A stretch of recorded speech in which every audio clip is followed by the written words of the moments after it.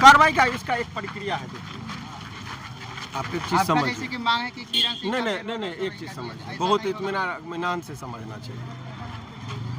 3 चरण कोर्ट का जब निर्माण, भारतीय संविधान जब बना तो न्यायिक प्रक्रिया का पालन हुआ। तो अभी 3 स्तर है, एक है डिस्ट्रिक्ट लेवल पर, एक है हाई कोर्ट राज्य स्तर पर और एक है सुप्रीम कोर्ट देश स्तर पर। तो निचली अदालत में जब चीज़ें नहीं समझ में, जैसे 2 और 2 को जोड़ेंगे तो 4 होगा, कोई आदमी कह दिया 2 और 2 को 5, यहाँ भी कह दिया जज साहब कि नहीं कि इस कोर्ट को लगा कि नहीं ये कानून ऐसा है।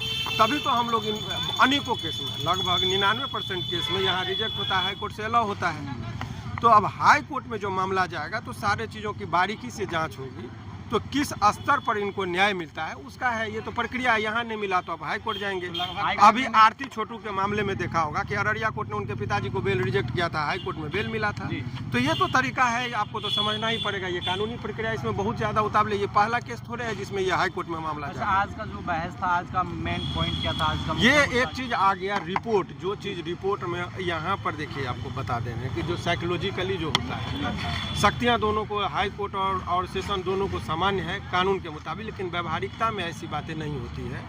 व्यवहारिकता में जो न्यायालय में जो चीज़ें देखी जाती है वो ये देखी जाती है कि धारा कौन सा है और चार्जशीट किस में आ गया। इससे ज़्यादा अंदर की चीज़ों को व्याख्यात्मक तरीके से सामान्यतः रूटीन मैनर में नहीं देखा जाता। तो हम लोगों का, और वहाँ हाई कोर्ट में एक एक पेज, एक एक शब्दों पे गहराई से विवेचना होती है, तो इसीलिए हाई कोर्ट में ज़्यादा स्कोप होता है।